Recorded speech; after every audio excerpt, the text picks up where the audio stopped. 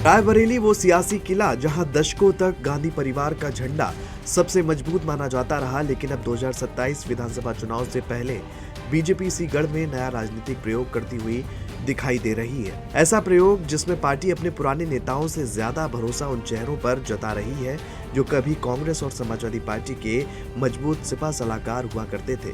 दिनेश प्रताप सिंह, अदिति सिंह और मनोज पांडे अब यही चेहरे बीजेपी की नई रणनीति के सबसे बड़े पैरोकार बन चुके हैं।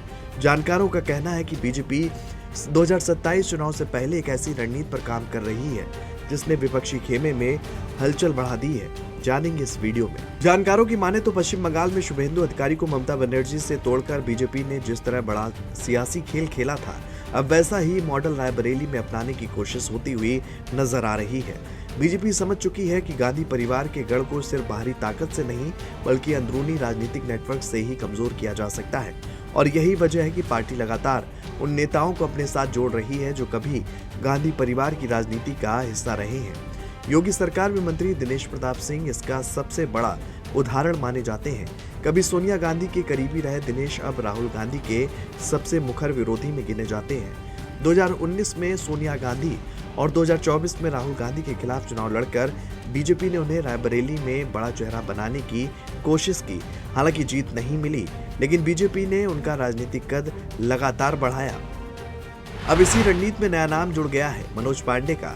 सपा सरकार में मंत्री रहे और ऊंचाहार से मजबूत ब्राह्मण चेहरा माने जाने वाले मनोज पांडे को बीजेपी ने योगी कैबिनेट में शामिल कर बड़ा संदेश दिया है। बीजेपी को लगता है कि ब्राह्मण वोट बैंक और स्थानीय नेटवर्क के जरिए मनोज पांडे रायबरेली में कांग्रेस सपा समीकरण को कमजोर कर सकते हैं। वहीं रायबरेली से सदर विधायक अदिति सिंह भी बीजेपी के लिए बड़ा चेहरा बन चुकी हैं। कांग्रेस से राजनीति शुरू करने वाली अदिति का बीजेपी में आना गांधी परिवार के लिए बड़ा मनोवैज्ञानिक झटका माना गया था।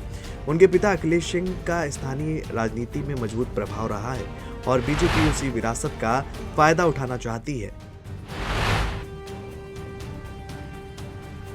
लेकिन बीजेपी का ये दल बदलू मॉडल अभी भी पूरी तरह सफल नहीं माना जा रहा है।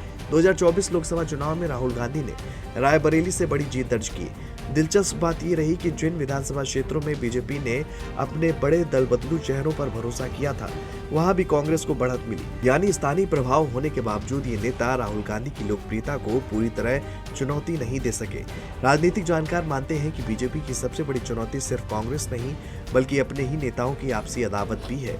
दिनेश प्रताप सिंह, अदिति सिंह और मनोज पांडे के बीच सियासी वर्चस्व की लड़ाई किसी से छिपी नहीं है। कई बार ये नेता एक मंच पर साथ दिखने से भी बचते हैं। ऐसे में सवाल उठ रहा है कि क्या बीजेपी इन चेहरों को एकजुट कर पाएगी।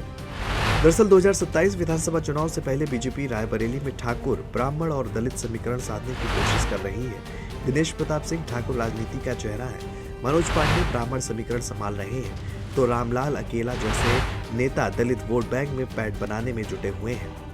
अब सबसे बड़ा सवाल यही है कि क्या 2027 से पहले बीजेपी का दल बदलू मॉडल राहुल गांधी के किले में सच में सिर लगा पाएगा या फिर रायबरेली एक बार फिर गांधी परिवार के साथ खड़ी हुई नजर आएगी। ये तो आने वाला वक्त बताएगा।